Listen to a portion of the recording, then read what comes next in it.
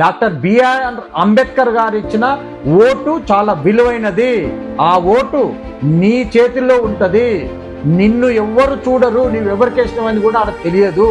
సాటుపోయి పరద సాటున నీ ఓటు నీ వర్గాలకు కానీ నీ ఓళ్ళకి నీ ఓటు వేసినప్పుడు నీ ఓళ్ళు ఎక్కువ మంది అసెంబ్లీలో ఎమ్మెల్యేలు బీసీ వర్గాలలో అయితే వాళ్ళు ఒక ముఖ్యమంత్రిని ఎన్నుకున్న ఇప్పుడు 64 మంది ఎమ్మెల్యేలు బీసీ వాళ్ళే ఎన్నుకో, బీసీ వాడినే కదా ముఖ్యమంత్రిగా ఎన్నుకుంటారు. వాడు ముఖ్యమంత్రి సీట్లు ఉంటే ఒడ్డిచ్చేవాడు మనోడు ఉంటే 4 ముక్కలు ఎక్కువ పడతాయి అన్నట్టు మనకు అవకాశాలు ఉంటాయి కదా, మన జాతులు బాగుపడతాయి కదా. 3,06,000 కోట్ల బడ్జెట్ పెడుతుంది, వార్షిక బడ్జెట్. ఏడుకొస్తున్నాయి డబ్బులు.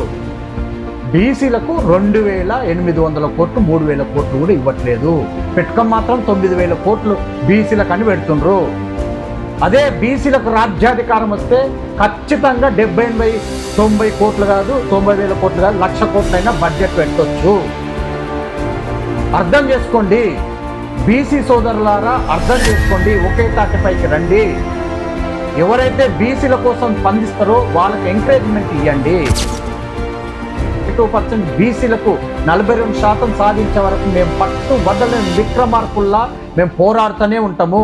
మా హక్కులు మేము సాధించే వరకు మేము ఆగే పరిస్థితే లేదంటే లేదని కళాఖండిగా చెప్తున్నాము.